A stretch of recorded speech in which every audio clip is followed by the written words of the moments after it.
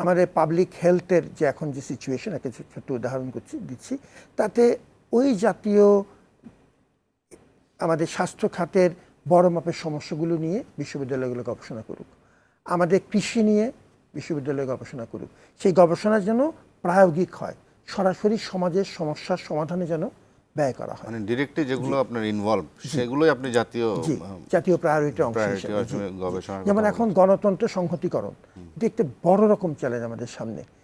বিশ্ববিদ্যালয়গুলো কি করতে পারে? আমি একটা ছোট্ট উদাহরণ দিচ্ছি, আবার খুব বিনীতভাবে।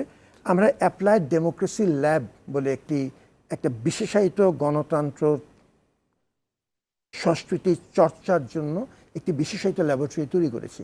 এটা মার্কিন যুক্তরাষ্ট্রের সরকারের সহযোগিতায় তৈরি করা হয়েছে আমাদের সামাজিক বিজ্ঞান অনুষদের আওতায়। তাতে গণতন্ত্রের বিভিন্ন দিক নিয়ে চর্চা হবে।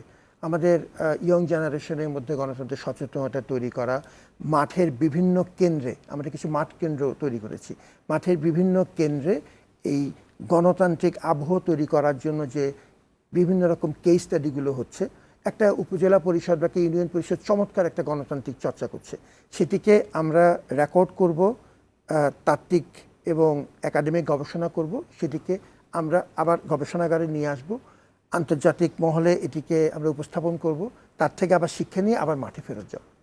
গণতন্ত্র চর্চার যে বিভিন্ন দিক, সাংবাদিকতা সহ এই বিভিন্ন দিকতে আমরা ক্রমাগত গবেষণা করতে থাকব, এবং এই কালচার এবং নাচারটা হবে মাঠ এবং কেন্দ্রের মধ্যে। আমরা একবার মাঠ থেকে জ্ঞান নিয়ে বিশ্ববিদ্যালয়ে আসব, আবার বিশ্ববিদ্যালয়ে সেই জ্ঞান পরীক্ষা করে আবার মাঠে যাব, এবং এটি একটি সিস্টেমেটিক পদ্ধতিতে আমরা করার চেষ্টা করছি। এটা কি 24-এর সম্প্রতি এই এখন গত মার্চে এটি আমরা প্রাথমিকভাবে ইন্ট্রোডিউস করেছি, মে থেকে ফুল স্কেল কাজ করছি।